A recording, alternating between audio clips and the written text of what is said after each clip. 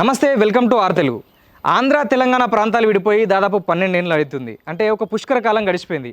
అయినా కూడా కొంతమంది తుప్పిచ్చిగాళ్ళు ఇప్పటికి కూడా తెలంగాణ సంస్కృతి సాంప్రదాయాలను, భాషా యాసలను వెక్కిరించే ప్రయత్నం చేస్తుర్రు.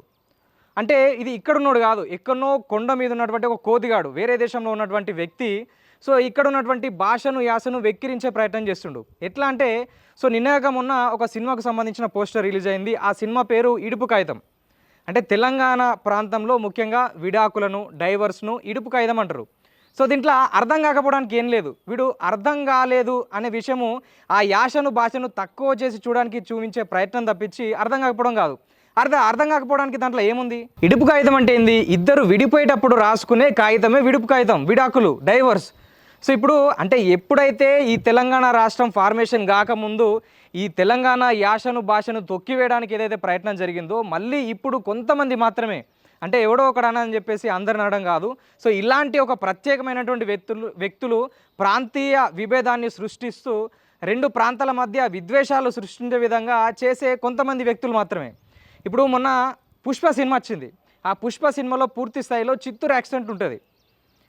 ఆ యాస మాకు అర్థం కాలేదు, ఇది కూడా మాకు మా తెలంగాణలో రిలీజ్ చేస్తారా అని తెలంగాణలో ఎవడన్నా అన్నాడా?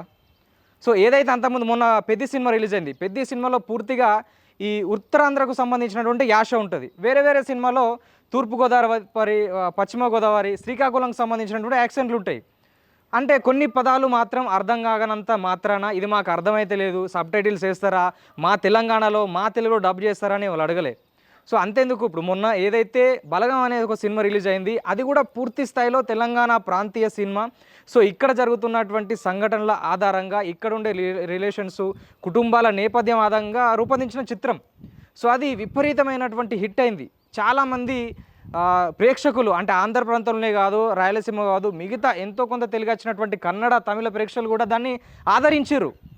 మేము కూడా మీ బలగం, మేము కూడా మీతో కలిసి ఉంటాం అనే విధంగా చాలామంది కామెంట్లు చేశారు. అంతేందుకు, రెండు తెలుగు రాష్ట్రాల్లో, అంటే అటు ఆంధ్ర కావచ్చు, ఇటు తెలంగాణ కావచ్చు, రెండు తెలుగు రాష్ట్రాల్లో కలిపి నువ్వు ఏ 100 కిలోమీటర్లు ప్రయాణం చేసినా కూడా ప్రతి 100 కిలోమీటర్లకు అక్కడ కొన్ని పదాలు, అంటే ఒక్కొక్కరు ఒక్కొక్క దాన్ని ఒక్కొక్క రకంగా పిలుస్తూ ఉంటారు. ప్రతి 100 కిలోమీటర్లకు అక్కడ ఉన్నటువంటి యాస కావచ్చు, కొన్ని పదాలు కావచ్చు మారుతాయి. అయినప్పటికీ మనం అంతా కలిసే ఉన్నాం, అంతా తెలుగు భాష అని మాట్లాడుకుంటున్నటువంటి సందర్భం. ఈ మధ్యనే చాలామంది మన తెలుగు ప్రేక్షకులు నేటివిటికి దగ్గరగా, మూలాలకు దగ్గరగా ఉండే సినిమాలు చూసే ప్రయత్నం చేస్తున్నారు. ఇప్పుడు తమిళ సినిమాలు కావచ్చు, మలయాళ సినిమాలు కావచ్చు, ఇది పల్లె వాతావరణానికి, అంటే రియాలిటీకి దగ్గరగా ఉంటున్న ఈ సినిమాలు జరుగుతున్నటువంటి వాస్తవాలను కళ్ళకు కట్టినట్టు చూపిస్తున్నారని ఎక్కువ మంది తమిళ, తెలుగు, అటు మలయాళ సినిమాలు చూస్తూ ఉంటారు. నార్త్ సైడ్ అయితే మన ఈ సౌత్ సైడ్ ఉన్నటువంటి సినిమాలు చూసడానికి ఎగబడతారు. ఎందుకంటే అది వాస్తవానికి దగ్గరగా ఉంటాయి. ఏదో ఊహంగానే సుమోలు లేచిపోడు, లేకపోతే మొత్తం గన్లతోని కాల్చుకుండు, లేకపోతే మొత్తం పేలిపోడు, ఇట్లా కాకుండా కుటుంబాల్లో జరిగేటువంటి కథలను నేపథ్యంగా తీస్తున్నారు చాలామంది సినిమాలు. ఇప్పుడు మోహన్ లాల్, మమ్ముట్టి, రజనీకాంత్, ధనుష్ లాంటి, అంటే పెద్ద పెద్ద సెలబ్రిటీలు, పెద్ద పెద్ద హీరోలు కూడా వాళ్ళు ఊర్లలో నార్మల్ మ్యాన్గా, అంటే కామన్ మ్యాన్గా ఉండే సినిమాలు చూస్తారు. దాన్ని మనం కూడా చూస్తున్నాం. అయితే ఇప్పుడిప్పుడే మన తెలంగాణ ప్రాంతం నుంచి కావచ్చు, ఆంధ్ర ప్రాంతం నుంచి కావచ్చు, ఇలాంటి సహజ సిద్ధమైనటువంటి కథలు, ఇంట్లో జరిగే వాస్తవానికి సంబంధించిన కథలు ఇప్పుడిప్పుడు బయటకు వస్తున్నాయి. దాన్ని ఇప్పుడు ఒక ప్రాంతంలో ఉండే నేపథ్యానికి సంబంధించిన సినిమా రిలీజ్ అయినప్పుడు ఎందుకు ఆదరించకూడదు? ఇప్పుడు ఒక ప్రాంతంలో ఒక సినిమా తీసినప్పుడు ఖచ్చితంగా అక్కడ ఉండేటువంటి సంస్కృతి సాంప్రదాయాలు దాంట్లో ప్రతిబింబిస్తాయి. అక్కడ ఉన్నటువంటి పరిస్థితులు, అక్కడ ఉండే భాష, యాస నీకు దాంట్లో కనిపిస్తాయి.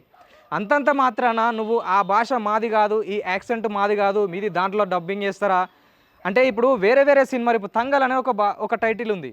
అది వాళ్ళ ఏదైతే తమిళ్కు సంబంధించిన టైటిల్ తమిళ్ భాషలనే పెట్టుకుంటారు, మలయాళకు సంబంధించిన టైటిల్ మలయాళనే రిలీజ్ అవుతున్నాయి, అదే టైటిల్తో ఉంటాయి. అంటే మనకు తెలుగు టైటిల్లోకి సంబంధించి దానికి అర్థం మనకు తెలియకున్నా కానీ మనం చూస్తున్నాం. కాకపోతే మన పక్క పంటున్నోడు మనకు పనికిరాడు. అంటే ఇంటెన్క చెట్టు మందులకు పనికిరాదు అన్నట్టు. మనం తీసుకున్న సినిమాలు మనల్ని వెక్కిరించాలి. వేరే రాష్ట్రం నుంచి వచ్చినటువంటి సినిమాలు ఎట్టున్నా కానీ మనం చూస్తాం. అంటే ఆ భాష, ఈ భాష, ఆ రాష్ట్రం, ఈ రాష్ట్రం అని కాదు, ఏదైనా కానీ సినిమా లెక్కలను చూడాలి. దాంట్లో ఉన్నటువంటి నేపథ్యం ఏంది, దాంట్లో ఉన్నటువంటి కథ ఏంది, అది మనకు ఏ విధంగా ఉపయోగపడుతుంది అంతే చూడాలి తప్పించి, అంతేగాని ఎప్పుడు చూసినా ప్రాంతీయ విద్వేషాలు, భాషా విద్వేషాలు సృష్టించడం అయితే కరెక్ట్ కాదు. వాడు ఎవడైతే కామెంట్ చేసిండో ఖచ్చితంగా వాని పైన చర్య తీసుకోవాల్సిన అవసరం ఎంత ఉంది. ఎందుకంటే ఒక్కడు మొదలుపెట్టినటువంటి కథ బట్టి, ఒక్కడు చేసిన ట్వీట్ బట్టి ఇప్పుడు రెండు తెలుగు రాష్ట్రాల్లో విపరీతమైనటువంటి చర్చ జరుగుతుంది. దీన్ని చాలామంది రాజకీయంగా కూడా వాడుకొని దాన్ని ఏదో ఎజెండాగా తీసుకొని ఇంకా రకరకాలటువంటి వాదనలను బయటకు తీసుకొచ్చే నేపథ్యం కూడా ఉంటుంది కాబట్టి సో దీన్ని ఇప్పటికైనా పులి స్టాప్ చేయాలి. ఇంకొకడు కామెంట్ చేయకుండా, ఇంకొకడు ఇలాంటి విద్వేషాలు రెచ్చగొట్టకుండా ఉండే విధంగా వాని మీద చర్యలు తీసుకోవాలి. సో ఇది చాలామంది తెలంగాణ ప్రాంతంలో ఉన్నటువంటి మేధావులు కావచ్చు, ప్రొఫెసర్లు కావచ్చు ఇప్పుడు దీనిపైన రియాక్ట్ అవుతుర్రు. ఎందుకంటే ఇప్పుడు ఇడుపు కాగితం అంటే నీకు అర్థం కాలేదు. ఇడుపు కాగితం అంటే ఏంది అని అంటున్నావు. సో మామిడాకులు అంటే ఏంది? మామిడాకుల్లో ఆకులు ఉన్నాయి, ఆకులపైన రాసుకుంటారా, ఆకులు తోకలు రకరకాల కామెంట్లు కూడా తెలంగాణ నుంచి వస్తున్నాయి. అరే వస్తాయి, ఎందుకంటే తెలంగాణ ప్రాంతంలో ఉన్నటువంటి భాష ఎట్లుంటుంది అంటే స్ట్రేట్ ఫార్వర్డ్ ఉంటుంది. కట్టే కొట్టే తెచ్చే అన్నట్టు ఉంటుంది. అంతేగాని వెక్కిలింపులు, వెకిలి చేష్టలు ఇవన్నీ ఉండవు. ఏదన్నా డైరెక్ట్ చెప్తారు. ఇప్పుడు మొన్న నాని సినిమా ఏదైతే వచ్చిందో దానికి సంబంధించి ఒక పాట, సో ఆ పాట విపరీతమైనటువంటి ట్రెండింగ్లో ఉంది. అది తెలంగాణకు సంబంధించినటువంటి భాష, తెలంగాణకు సంబంధించినటువంటి సాహిత్యం అట్నే ఉంటుంది అది. సో ఏ ప్రాంతానికి సంబంధించిన యాసను అట్నే తీసుకోవాలి, దాన్ని అట్నే ఎంజాయ్ చేయాలి తప్పించి దాన్ని వెక్కిరించే ప్రయత్నం అయితే చేయొద్దు.